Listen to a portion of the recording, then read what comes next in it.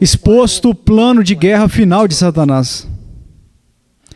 O diabo tem um plano de guerra e eu vou expô-lo esta manhã. Aleluia. Agora há uma batalha final, você sabe. É chamada de Armagedon. Milhões vão se reunir no Oriente Médio. E haverá uma última guerra chamada Batalha do Armagedon. E muito sangue será derramado. Mas simultaneamente haverá outra batalha final. E essa batalha final é muito mais importante para nós e para Deus do que a do Armagedon. Armagedon é apenas um trabalho de limpeza para Deus. E Ele vai limpar a bagunça. Ele virá com seu poder e a sua glória. E já sabemos o resultado dessa guerra. Mas há outra guerra ocorrendo simultaneamente que já está acontecendo agora. É sobre guerra espiritual. Esta é a guerra que foi declarada. Sim, já lá no Jardim do Éden. Você vai me dizer que sempre houve uma guerra espiritual, o céu contra o inferno. Mas amigos, o diabo nestes últimos tempos está mudando a estratégia dele. Ele está mudando o plano. Porque a Bíblia diz: ai dos habitantes da terra e do mar, pois o diabo desceu até vós com grande ira, sabendo que tem pouco tempo. Agora, essa passagem está localizando essa batalha, essa última batalha estratégica após a cruz, porque diz que eles o venceram pelo sangue, tem o testemunho do Cordeiro. Então, isso acontece depois do Calvário, depois da cruz. E vamos falar sobre isso esta manhã. Então, o dragão se enfureceu contra a mulher. A mulher representa a igreja de Jesus Cristo. E foi para a guerra contra o resto de sua descendência, aqueles que guardam os mandamentos de Deus. E eles têm o testemunho de Jesus Cristo. Essa passagem coloca a guerra da qual estamos falando após a cruz. Aqueles que foram cobertos pelo sangue do Cordeiro. E isso nos leva ao último dia. A batalha da qual eu estou falando. A Escritura nos diz que Ele sabe que está com pouco tempo. E a Bíblia diz que Ele desce e realmente estabelecerá a sua sede, estará entre nós aqui nesta terra. Ele desceu a vocês com grande ira, sabendo que tinha pouco tempo. Isso ocorre no último dos últimos dias. Isso é apontado aqui muito claramente. Eu não sei o que os outros estão pregando sobre a guerra espiritual. Eu ouço um monte de coisas que não fazem sentido. E mesmo quando você diz guerra espiritual, muitas pessoas recuam. Mas, no entanto, a Bíblia diz que uma guerra está sendo travada no céu. Neste momento, uma batalha está sendo travada por sua mente e sua alma. Uma guerra espiritual. E Paulo diz, porque as armas da nossa milícia não são carnais, mas poderosas em Deus, para a destruição das fortalezas. Armas da nossa milícia. Nos diz que é a nossa guerra, a guerra que você e eu travamos como a semente de Jesus Cristo. Satanás vai atrás dessa semente. A Escritura nos diz. E essa batalha é muito mais importante aos olhos de Deus e do inferno do que a batalha do próprio Armagedon. O Espírito Santo vai nos expor os estratagemas do diabo para o fim dos tempos. Estou pensando na estratégia que o diabo tem usado desde o Jardim do Éden. Pense sobre a estratégia que Satanás usou no deserto. As Escrituras nos dizem que Satanás estava indo contra aqueles que estavam atrás do acampamento, na retaguarda. Ele foi para os fracos, ele foi para os aleijados e os enfermos. Ele estava indo para aqueles que não eram realmente judeus, mas tinham saído do Egito com os judeus e que eles queriam fazer parte do que Deus estava fazendo e eles estavam atrás, eles não estavam verdadeiramente com Israel, eles estavam atrás. Quase que eles foram tentados a entrar no próprio acampamento. Mas quando fizeram, a batalha então estava no reino do natural. Era sobre comida, água. Simplesmente tinha a ver com a mera existência em si. E Satanás viria e os tentaria nessas áreas carnais e com muito apetite. E poucos dos ataques de Satanás à igreja no deserto foram contra a liderança. Só podemos encontrar algumas ocasiões. Ele atacou Arão por uma temporada, ele atacou Saul, ele atacou Davi, e você pode encontrar exemplos de líderes individuais sendo atacados, mas é incomum, e você verá que muitos desses homens caíram, mas naquela época a guerra de Satanás tinha a ver com o estômago, tinha a ver com a natureza humana. Mas então vem a cruz de Jesus Cristo. Então o diabo o diabo precisava de uma nova estratégia, um novo plano. E amigos, o diabo, a Bíblia nos diz, não ignoramos suas maquinações. Maquinações ou truques também significam planos, estratégias. A mesma palavra significa estratégia. Não ignoramos as suas estratégias.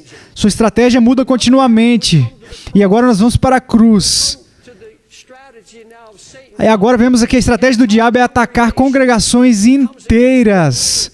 Ele agora ataca os leigos, ataca o corpo da igreja. Ele ataca congregações inteiras. E é incrível quando você estuda, ele atacou a igreja de Corinto, inundando ela com luxúria e carnalidade. Ele vem para a igreja da Galácia com um espírito de sedução. Paulo disse, vocês são tolos, tendo começado com o espírito, agora vocês vão terminar na carne? Ó tolos Gálatas, quem fascinou vocês? Quem fascinou vocês? Quem te enfeitiçou? Uma nova estratégia inimiga. Ela está indo contra as congregações inteiras, atacando os leigos. Nós os seguimos até o livro do Apocalipse, os primeiros capítulos de Apocalipse. Ele ataca a igreja de Éfeso. Ele ataca o seu amor, a devoção a Cristo. Em Esmirna, Satanás brincou e jogou alguns na prisão. Ele enviou blasfemadores no meio deles. Em Pérgamo, ele introduziu falsa doutrina para deixar a igreja com ela. Em Tiatira, o diabo enviou mestres com o espírito de Jezabel para seduzir a congregação e induzir ela à fornicação. E quando ele chega à igreja de Sardes, descobre que a formalidade e a morte se apoderaram dela. Em Laodiceia, o espírito de mornidão, a ganância e materialismo cegou toda aquela congregação. Você entende? Então nós podemos ver que ele está atacando os leigos, ele está atacando as congregações contra as massas de crentes. Você raramente encontrará no Novo Testamento que ele vai ou vai ser capaz de derrubar líderes espirituais. Para aqueles homens espirituais, líderes da igreja de Jesus Cristo. E você descobre que vem de novo, como no Antigo Testamento. Naufrágios, espancamentos, prisões. Chega Paulo em carne e osso, mas você não verá Paulo se curvando a isso, nem Pedro, nem qualquer um dos outros discípulos, exceto Judas. A batalha agora é pela igreja. O leigo, ele a ataca, vem em etapas, ele trabalha no natural, ele ataca a congregação. E nós veremos em alguns momentos para onde ele está se movendo. E eu sei que recebi isso do Espírito Santo e Deus tem lidado com o meu coração neste assunto com muita firmeza. E isso impactou minha vida espiritual. E eu confio que Ele fará o mesmo em vocês nessa manhã. Porque você entende, os golpes eram contra a carne e também na esfera espiritual, mas contra as massas. E eu digo isso agora, nestes últimos tempos, neste curto período de tempo. O diabo, com muita raiva, sabe que tem que mudar a estratégia dele. E esta é a estratégia. Eu vou atacar os líderes. Ele diz, eu vou direcionar toda a minha atenção para todos aqueles que têm autoridade espiritual. Eu vou me concentrar em cada pessoa que anda perto de Cristo, todo guerreiro de oração. Eu vou atacar a própria fé desses guerreiros. Eu vou para suas casas, para os seus casamentos. Eu vou tentar paralisar todo homem e toda mulher cheios do Espírito na face da terra. Você pode ver um pequeno vislumbre dessa estratégia que o diabo usou no Antigo Testamento. Acabe e Josafá. Eles declararam guerra à Síria. E o diabo mudou a estratégia, dando-nos uma pequena dica do que estava por vir nos últimos tempos. Tenho certeza de que Satanás se lembrou dessa estratégia e como funcionava. Ele tinha 32 capitães e chamou eles e disse-lhes, tem uma estratégia, tem um plano. Eu quero 32 capitães, condutores de carruagem, capitães de carruagem. E temos apenas uma missão. Eu não quero que lutemos com nenhum dos soldados. Eu quero que eles vão para o acampamento do inimigo e eu quero que eles peguem Saul. Deixe-me ler a passagem para vocês. Mas o rei da Síria havia comandado seus 32 capitães de carros, dizendo, lute nem com grande nem com pequeno, mas somente contra o rei de Israel. Ele disse que se o pegarmos, todos vão fugir. Se eles não têm liderança, se eles não têm ninguém com autoridade, eles vão fugir para suas casas, eles vão fugir para as cavernas. E foi exatamente o que aconteceu. Quando uma flecha fortuita, sabemos que não foi fortuitamente, que uma flecha atingiu Saul e ele morreu em sua carruagem. E as Escrituras dizem que isso foi proclamado em todo o exército. Cada um para a sua cidade, cada um para a sua terra. Já que não temos mais liderança, cada homem faz o que lhes convém. Ou seja, para quem pode se salvar. E o mesmo está acontecendo na Igreja de Jesus Cristo hoje em dia. Podemos ver como essa estratégia se desdobra em todos os lugares. Pastores, missionários, líderes cristãos, diáconos, anciãos da igreja caindo de um lado para o outro. A autoridade deles espiritual está sendo roubada deles. Podemos ver essa estratégia se desdobrando diante dos nossos olhos. Essa foi a mesma estratégia usada no Iraque. Eles usaram as chamadas forças especiais que foram enviadas a Bagdá 6 meses antes da guerra. E todo o trabalho deles, eles usavam roupas árabes.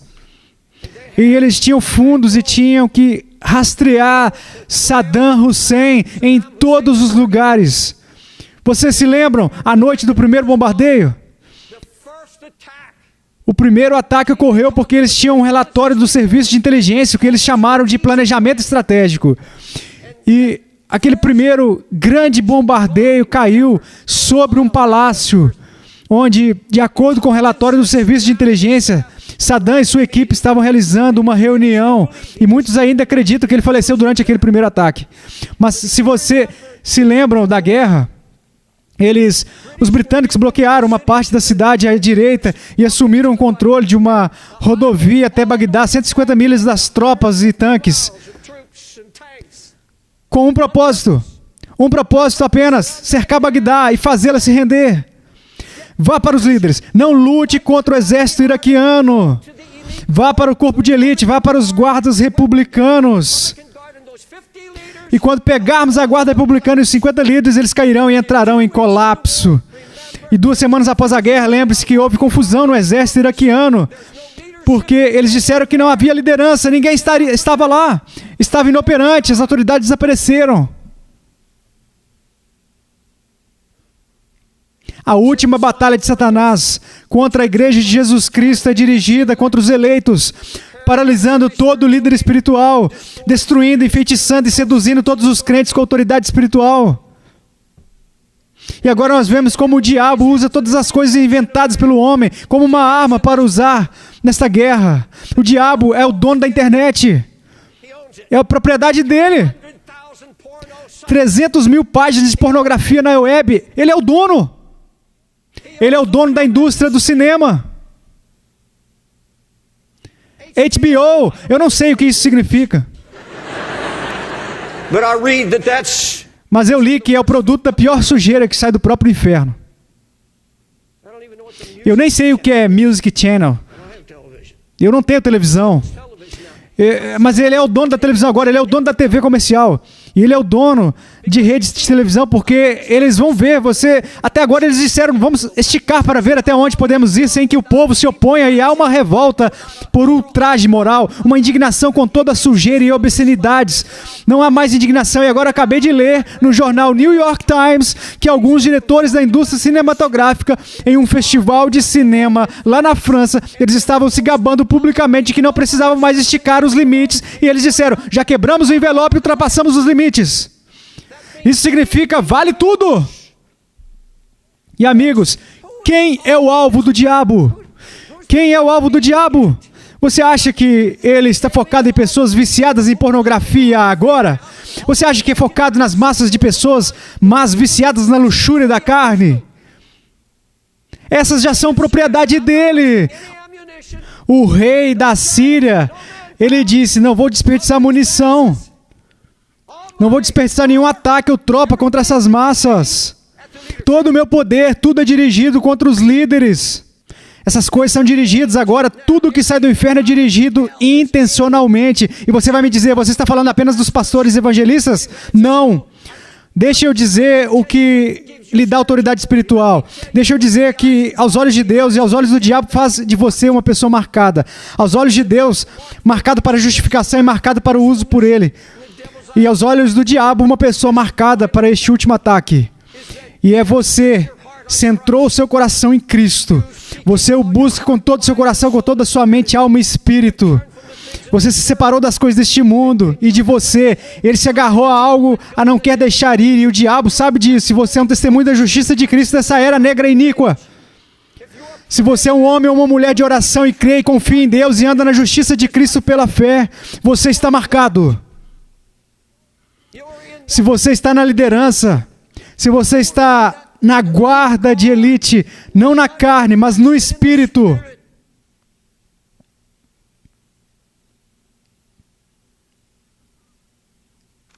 O diabo não está indo para seus próprios filhos. Ele já os possui. Por que desperdiçar a munição dele? Ele seria um demônio estúpido e se desperdiçasse sua munição com aqueles que já estão mortos.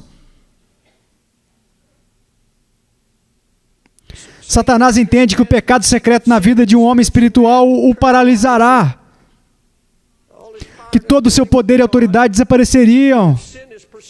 E se ele continuar em seu pecado e se tornar um hábito, o diabo sabe que este homem não pode mais falar por Deus. Sabe que não terá mais impacto sobre ninguém que vive em pecado. A Bíblia diz que os mortos voam na pomada, versão King James, mas no hebraico original diz moscas da morte. Eles fazem o perfume do perfumista feder e cheirar mal. Mau cheiro. Portanto, um pouco de loucura que é tida como sábia e honrada. Deus diz, eu quero mostrar a você. Ele nos fala pela sua palavra, eu quero mostrar a você. Eu quero te mostrar. É aquela mosca morta. É o que você acha que é insignificante e que não foi julgado. E que o inimigo vem e apenas joga. E agora aquele cheiro perfumado, aquela vida de oração. E agora há uma mosca morta. Porque você vê, há um compromisso, há algo do mundo, há algo do pecado, há algo da carne. E a Bíblia diz que os mortos voam no óleo da assunção. O óleo da assunção. O óleo da assunção de uma mosca morta, aquela coisa com a qual Deus tem lidado. Aquela coisa, ele disse, que lindo romance começou a exalar, de repente, um fedor. O lugar está fedendo. E qualquer um que foi tocado pelo favor de Deus e que foi honrado. Porque, você entende? O Senhor diz que não temos nenhum lugar escuro nos nossos corações. Nada que o inimigo possa tocar. Satanás não tem nada de mim. Há um motivo para isso e que será revelado aqui em alguns momentos. Você entende? O plano do diabo é colocar essa mosca morta. Apenas um toque de carnalidade, um toque de mundanismo. Deixe dizer o que está em jogo. E a razão pela qual Satanás está agora direcionando todos os seus ataques contra homens que são espirituais. Paulo declara qual é o problema, e aqui está. Mas o homem natural não percebe as coisas que são do Espírito de Deus, porque para ele são uma loucura. E não pode entendê-las, porque elas têm que ser discernidas espiritualmente. Paulo nos disse que existe um homem espiritual e que existe um homem natural. O homem espiritual conhece a mente de Cristo e é cheio do Espírito Santo. Não há partes escuras nem moscas da morte dentro. Ele tem sabedoria espiritual, ele tem revelação de Deus, ele gosta do céu aberto. E Deus revela os seus pensamentos ao homem espiritual. As Escrituras nos dizem coisas que Deus preparou para aqueles que o amam. Coisas que nenhum homem conhece, que Deus revela e fala por intermédio daqueles que são espirituais.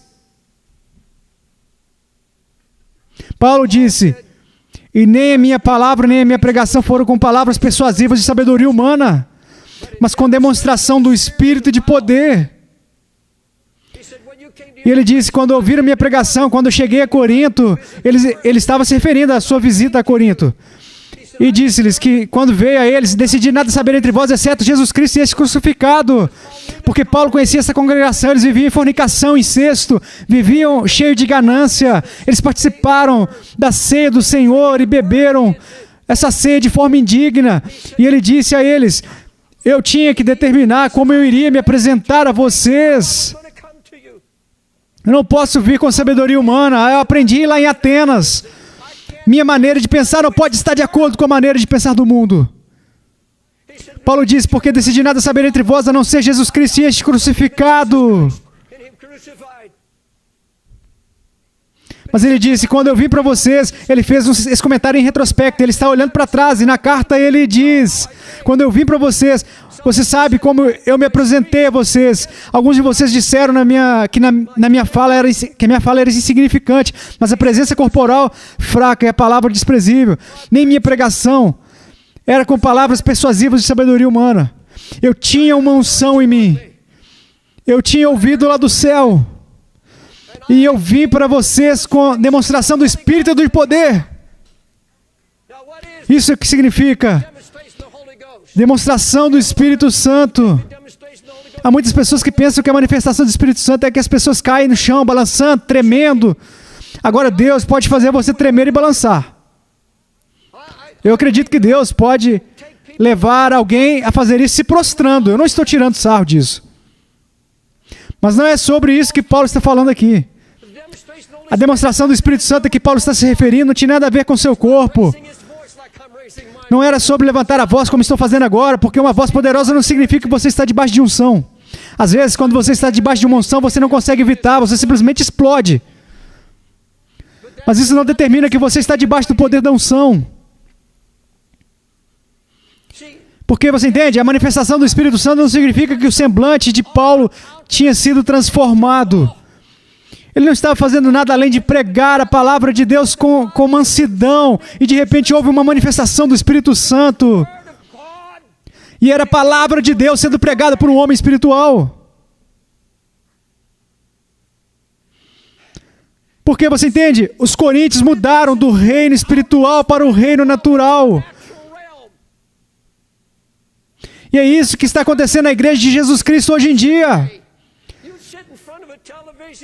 Eles se sentam na frente da TV e bebem. Deixe-me dizer a vocês que estão deslizando para o reino natural a cada hora que passa, que você não pode mais entender as coisas de Deus porque você perde o seu tempo, o seu discernimento. E agora Paulo disse, eu estou indo para Corinto, que está cheio de pessoas, que só pensam em coisas naturais, que vivem carnalmente, que vivem apenas para satisfazer o natural, homens e mulheres, que não vivem segundo o Espírito, são carnais. O homem carnal é o homem natural. Paulo disse a eles, para que eu, irmãos, não vos pudesse falar como espiritual, mas como carnal, como filhos em Cristo, mas a demonstração do Espírito Santo com poder consistia no efeito que ele teve sobre aqueles que ouviram, sobre o povo de Deus, sobre os de Corinto. E deixe dar a vocês uma explicação sobre a demonstração, e é esta. Você entende? Paulo estava pregando sobre se afastar e sobre a santidade.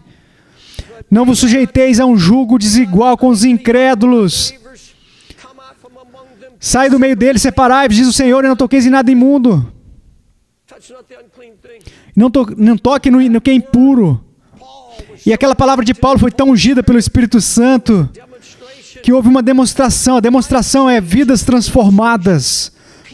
Pessoas que saem da casa de Deus com uma mensagem que não conseguem sair da cabeça, nem do coração. E essas pessoas têm que agir de acordo.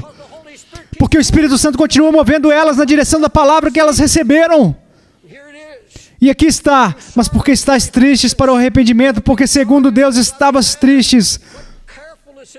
Pois eis que exatamente isso que lamentaste, segundo Deus, que solicitude isso produziu em ti, que ultraje, que medo, que afeto ardente, que zelo, que vindicação, em tudo vocês se mostraram limpos no assunto.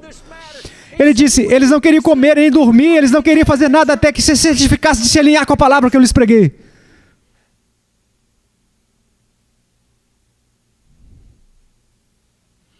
Eles se afastaram de Cristo e estavam comprometendo.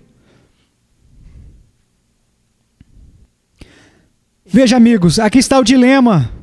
Nós vamos sair agora. Deixa eu explicar para vocês da forma mais simples possível. Mostre-me uma igreja de 10 mil ou 25 mil pessoas. Muitas pessoas chegando. E se arrependimento for pregado a eles, eles não mudarão. Eles são todos homens e mulheres naturais. Eles são carnais. Eles continuam vivendo em pecado.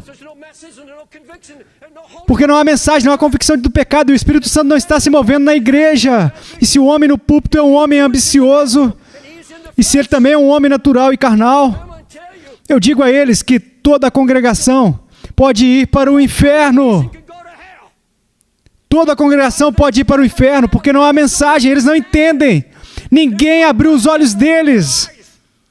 Nenhuma mensagem do céu perfura a parede e nada penetra nos seus corações. Nada penetra nos seus corações. E eu estou convencido de que há tantas pessoas a caminho do inferno dentro da igreja quanto em qualquer outro lugar da sociedade. A caminho do inferno dentro da mesma igreja. Porque os homens naturais estão pregando aos homens naturais e eles não podem discernir. A taxa de divórcio na igreja é a mesma que a taxa de divórcio no mundo hoje em dia. A taxa de divórcio no ministério é a mesma que a taxa de divórcio no mundo secular. Que comentário triste. Agora, onde eu quero chegar com isso? Satanás sabe que se ele conseguir seduzir um homem a cair de volta no reino natural, eles não são mais capazes de ouvir ou receber uma palavra que pode mudar suas vidas. Eles ficam cegos. Não há mensagem, não há unção, nada que penetre nos corações. Isso é precisamente o que Satanás está procurando. Ele procura todo ancião, diácono, mestre de escola dominical, que seja espiritual. Ele vai para quem é espiritual em qualquer tipo de ministério, membros do coro da igreja, vai atacar eles com todas as armas do inferno. Amigos, nunca houve um momento em que eu fosse testado mais do que agora. Em outras palavras, que você nunca foi tão testado, que sua fé nunca foi tão testada como é hoje em dia.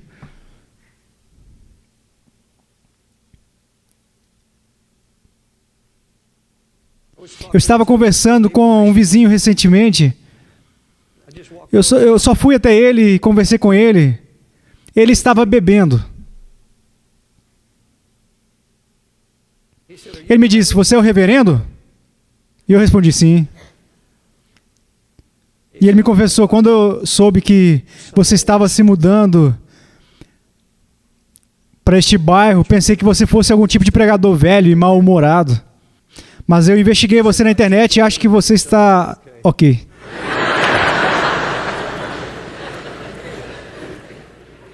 Então ele disse, Senhor, eu tenho que falar contigo. Minha esposa me deixou há 2 anos. Eu era um executivo sênior de uma empresa. Ele nomeou a empresa e disse, há 2 anos eles acabaram de me despedir. Eles apenas me despediram, eles não me deram nenhuma explicação, eles apenas me expulsaram de lá depois de quase 20 anos de serviço. E ainda por cima, tudo que me restou foi meu cachorro. Eu amei aquele cachorro, mas ele foi atropelado, um policial o atropelou em uma locadora de automóveis. Ele estava dizendo, eu estou aqui há 2 anos simplesmente apenas bebendo. Ele era um homem natural. Eu apenas fiquei lá ouvindo este homem. E eu pensei, nossa! A única maneira de fazer até mesmo uma única palavra chegar ao coração deste homem é melhor que não haja nada em minha vida que interfira na voz de Deus. É melhor eu ouvir do céu. Não quero moscas mortas dentro de mim. Eu fico pensando, Deus, não deixe que haja moscas mortas. E agradeço a Deus por ter conseguido estar ali. E o Senhor me disse, você tem que estar preparado. E dele é apenas 2 ou 3 parágrafos, 2 ou 3 frases contundentes que sei que penetraram diretamente no coração dele. Eu olhei lá da sala onde eu orei, e olhei bem sobre a casa dele, e eu sei que o Espírito Santo estava se movendo e que ele continuava repetindo essas palavras continuamente, e era provavelmente apenas 2 parágrafos, mas penetraram de frente no coração dele. Amigos, nunca como agora, precisamos de tantas pessoas que vivam no Espírito e conhecem a mente de Cristo. E eles podem enfrentar o mundo e todas as coisas carnais que só destroem a humanidade. E dar uma palavra que penetre e mude, onde haja uma manifestação do Espírito Santo. Amigos, essa manhã e todo dia, vocês podem sentar-se quietos, vocês podem não responder emocionalmente a tudo o que estou dizendo, mas espero que quando vocês saírem pela porta, Deus tenha dito a vocês algo que mude a vida de vocês. Faça algumas mudanças. A sua vida já mudou, mas faça as mudanças que são necessárias para que você possa viver na plenitude que o Senhor preparou para você. E você vai me perguntar, bem, irmão Wilson, irmão David, o que Deus vai fazer com tudo isso? Se o diabo tem um plano, Deus tem um plano?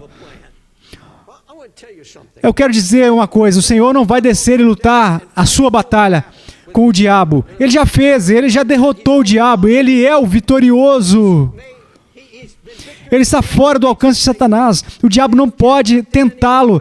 Mas agora ele nos diz, portanto, submetam-se a Deus, resista ao diabo e ele fugirá de vós. Agora, Deus não tem que mudar o plano dele. Ele tinha um propósito eterno desde o início. E esse plano é, vamos nos concentrar em Jesus Cristo. E já sabemos disso. Mas deixa eu mostrar a vocês. E eu li isso uma e outra vez. Mas o Espírito Santo me mostrou o que eu acredito que o Espírito Santo quer alcançar e está conseguindo nesta última hora. E este versículo incrível, encontrado em Isaías 9:7. Não vá lá e diz: a expansão do seu império e a paz não terão limites, no trono de Davi e em seu reino, arranjando e confirmando no julgamento e na justiça de agora em diante para sempre. O zelo do Senhor dos Exércitos fará isso. O principado em seu ombro e de a vastidão do seu império e a paz não terão limite. Em outras palavras, desde o momento em que o governo de Deus foi estabelecido, aqueles que têm o testemunho de Jesus Cristo e o chamam de Senhor, o Espírito Santo diz: eu virei, habitarei em você, mas eu vim para governar a sua vida. E isso implica que uma vez que você está debaixo do governo de Jesus Cristo, do Espírito de Deus, o que é o Espírito de Cristo, quando você está debaixo desse governo, deve haver um aumento contínuo, um crescimento, tem que haver um crescimento. A gente aumenta na obediência, a gente aumenta na submissão a tudo que a palavra de Deus nos fala.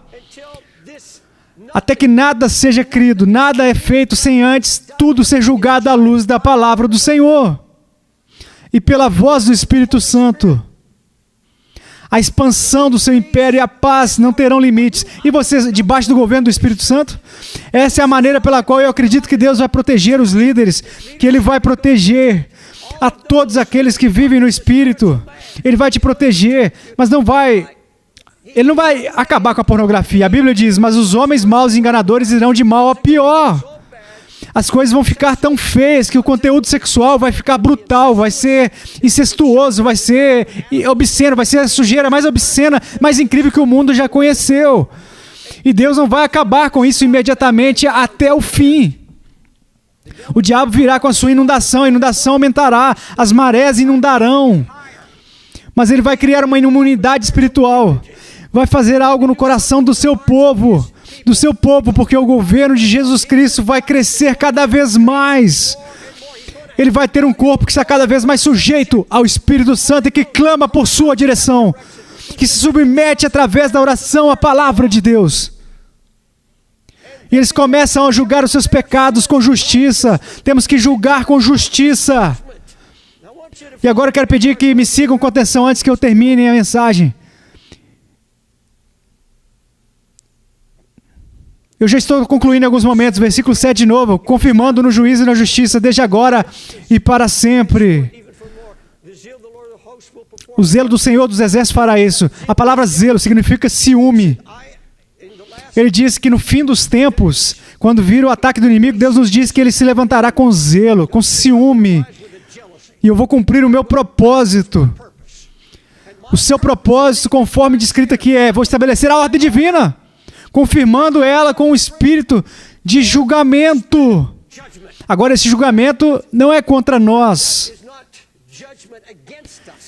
Isso tem a ver com algo muito diferente. É algo que Ele vai fazer nos nossos corações. É um espírito de julgamento contra tudo o que Satanás lança sobre nós.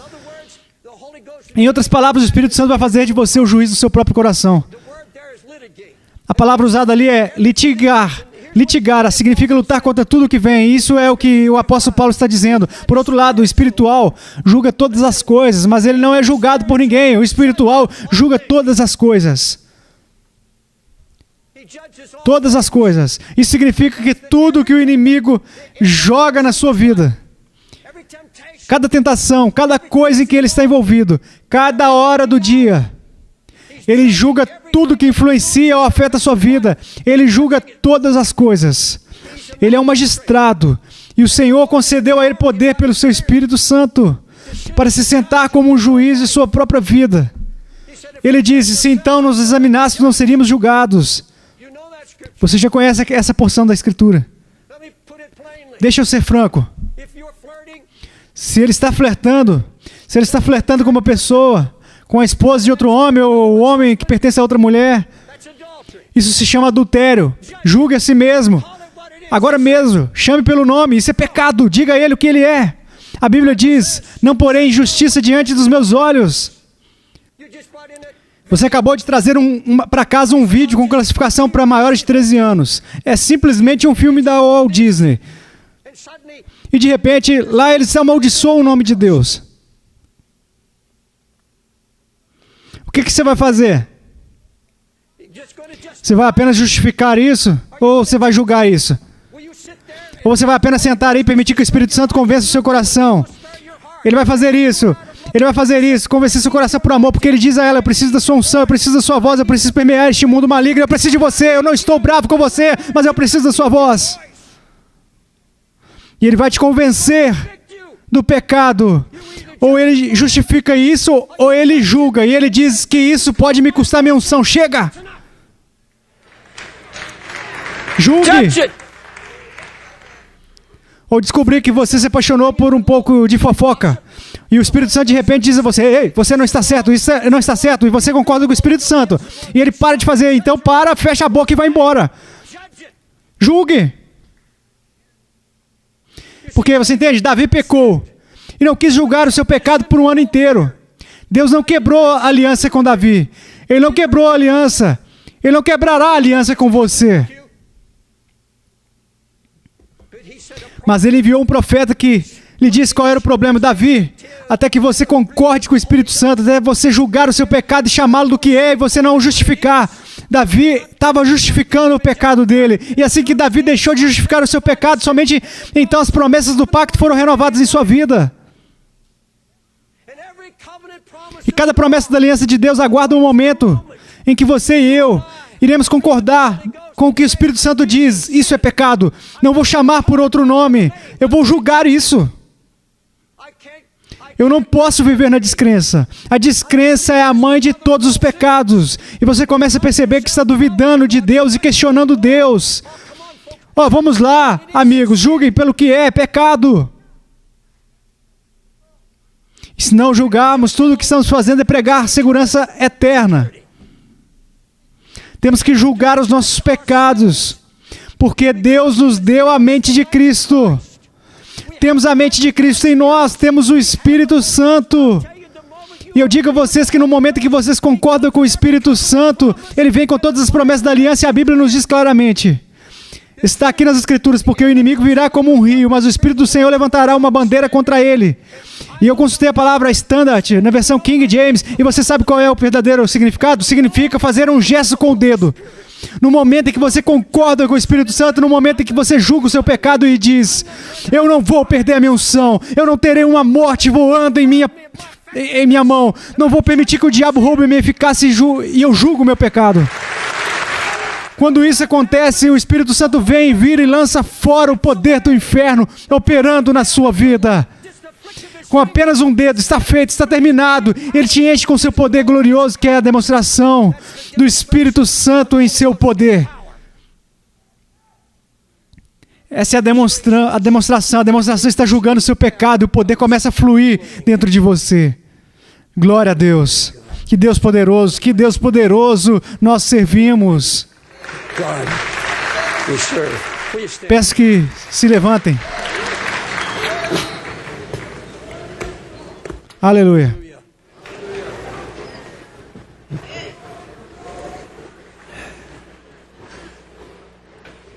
Aleluia. Oh, meu Deus, meu Deus. Oh, Jesus. Eles não querem levantar a mão e dizer o quanto eles te amam. No anexo, onde vocês estiverem, levantem as mãos de vocês, apenas digam a Ele, vamos dizer a Ele o quanto você o ama. Senhor, eu te amo e preciso de Ti. Senhor, precisamos do Senhor neste dia. Oh, louvado seja o Teu nome. Aleluia.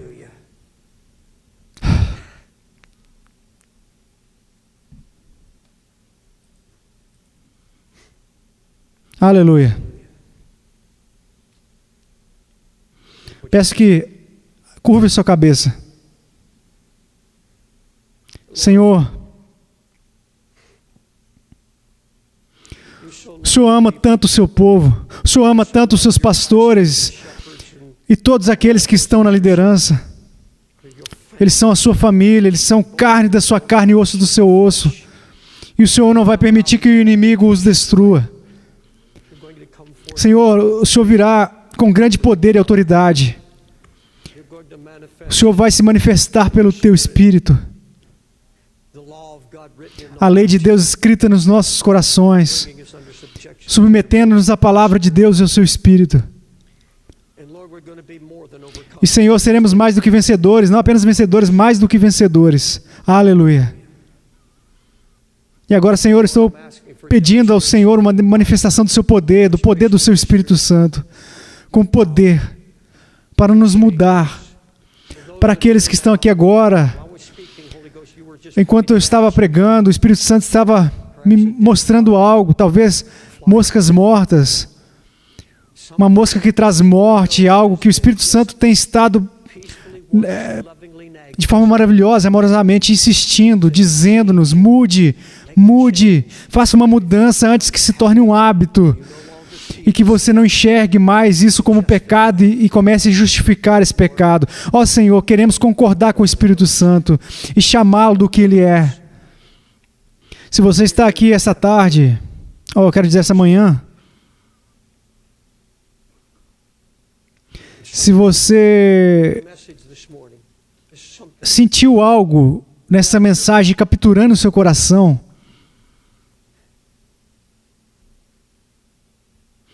eu não sei como aplicar isso, mas sendo guiado pelo Espírito Santo, e você sabe que não está onde você deveria estar, em Cristo, especialmente se você tem caminhado com Deus há muito tempo, se você tem ouvido muitas mensagens, até mesmo ouvindo a voz do Espírito Santo, Ele tem ouvido o seu clamor, Ele foi cortejado por Ele, Ele está ouvindo e Ele está adiando e adiando. É hora esta manhã de você dizer: sim, Espírito Santo. Se houver pecado, o Espírito Santo não está aqui para te condenar. Ele te diz: não estou disposto a te perder. Não vou deixar você ir. Vou fazer você sentir um pouco de tristeza no seu coração. Vou te convencer do seu pecado, mas eu faço isso porque eu preciso de você. Se você é um marido, você precisa dessa autoridade espiritual. Se você é uma esposa ou se você é uma mãe e tem filhos, você precisa da autoridade espiritual. Você não será capaz de alcançar seus filhos sem autoridade espiritual. Seja honesto, se você não sabe que há algo em sua vida que pode roubar sua autoridade espiritual, eu quero pedir que você desça e venha aqui e fique aqui comigo. E vamos orar e pedir a Deus para ajudar você. E vamos crer que Deus virá no seu Espírito Santo e vai te trazer a libertação esta manhã. E posso sair daqui cheio do poder de Cristo. O que eu acredito que o Espírito Santo está me levantando a dizer, e direi com amor a essa congregação. Eu digo isso como um pai. Centenas de pessoas aqui vão trabalhar vão para o seu trabalho. Você trabalha em escritórios, você trabalha com pessoas do sexo oposto. Algumas mulheres trabalham com homens, alguns homens trabalham com mulheres. E eu digo a vocês agora que o Senhor me disse claramente que eu deveria dizer a vocês, muitos de vocês agora, têm que pedir a Deus para ajudá-los a parar de flertar. Ainda não se tornou um ato, mas a semente já está aí. Você chega cedo e toda vez que aquele homem ou aquela mulher passa por você, algo acontece no seu coração, no coração dela ou dele. O Senhor te diz: chame-o pelo nome. É adultério, é luxúria. Se você olhar para outra mulher ou outro homem com luxúria, Jesus disse que isso é adultério. Chame isso pelo nome. Diga a Deus: Senhor, eu quero que isso mude agora. Essa é a demonstração do Espírito Santo. E Deus, é quando você diz que virá com o poder do seu Espírito Santo, haverá uma manifestação do Espírito Santo e o seu poder. Então, encare isso agora. Todos os pastores, incluindo eu, já alertaram sobre assistir TV. E sobre toda essa sujeira, e sobre os filmes que você está trazendo para dentro da sua casa e tudo mais, nessas áreas, enfim. Se algo tem que ser confrontado, confronte agora. Se você não está no calor, ou se você vive uma situação que não consegue tirar a televisão da sua casa, e seu marido ou sua esposa discorda de você, Tudo bem, mas eu te digo uma coisa, peça ao Senhor para que no momento que você ouvir ou enxergar algo, ou se você amaldiçoar o nome de Deus, que você possa sair daquele quarto imediatamente, ir para outro lugar, saia, faz o que tem de fazer, faça alguma coisa, algo, diga, Senhor, não colocarei nos meus olhos coisas más. E quando caminhar pelas ruas, peça a Deus que lhe dê olhos limpos, peça a Deus para te ajudar, porque as seduções são tão avassaladoras. E peça a Deus para te dar o hábito de ouvir o Espírito Santo. Que isso se torne um hábito maravilhoso. Que o Espírito Santo seja tão rápido, tão rápido. É um julgamento de amor, é algo que o Senhor faz por nós, porque diz, eu te amo muito. Eu faço isso por você porque eu fiz um grande milagre na vida de vocês. Eu quero usar vocês com os próximos como um testemunho. Eu quero que seja o testemunho para que tudo o que digam tenha um impacto sobre quem cercá-los. Quando seus próximos estiverem doentes, quando alguém perto de vocês tiver um problema, que eles forem até vocês de tal maneira que eles não estejam simplesmente falando palavras, mas que estejam falando coisas que penetrem no coração. Vocês estão entendendo o que eu estou dizendo? Aí, vocês aí no anexo aí, ó. Outros na congregação, se manifestem. Deus está lidando conosco. Ele está tratando amorosamente com essas coisas que são um obstáculo e que atrapalham, impedindo de viver plenamente cheio de unção e de bênção de Deus. Aquilo que nos paralisa e nos torna incapazes de agir. Portanto, peça a Deus que traga uma grande convicção de pecado. Uma convicção de amor, para que nós tenhamos a determinação de caminhar pelo Espírito. Pai, eu venho a Ti pedindo o Espírito Santo, que haja uma demonstração do que nós temos falado. Espírito Santo, quero que o Senhor se manifeste nos corações dessas pessoas. Deixa haver uma manifestação do Teu Espírito, Senhor. Vem agora e brilhe a Tua luz, para que eles digam, sim, Senhor, que no meu coração eu posso permitir enxergar e concordo que há pecado no meu coração, concordo com o Espírito Santo, isso não pode continuar, tem que parar. E eu sei, Senhor, que concordando contigo, o Senhor virá agora com todas as preciosas promessas do pacto e que o Senhor vai me dar um novo coração em tudo e o Senhor vai me impedir de cair. O Senhor vai me dar um coração igual ao seu. Senhor Jesus, eu te agradeço por isso. Faça essa oração comigo, Senhor Jesus. Humildemente me achego diante de Ti. E eu vou, Senhor Jesus, para me submeter ao Seu governo. Eu quero que o Senhor governe a minha vida, por intermédio da Tua palavra e da voz silenciosa do Teu Espírito Santo. Eu quero obedecer ao Senhor. Me ajude.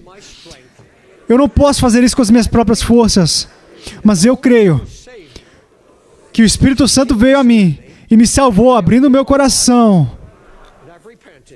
E eu me arrependi. Então o Espírito de Deus está dentro de mim.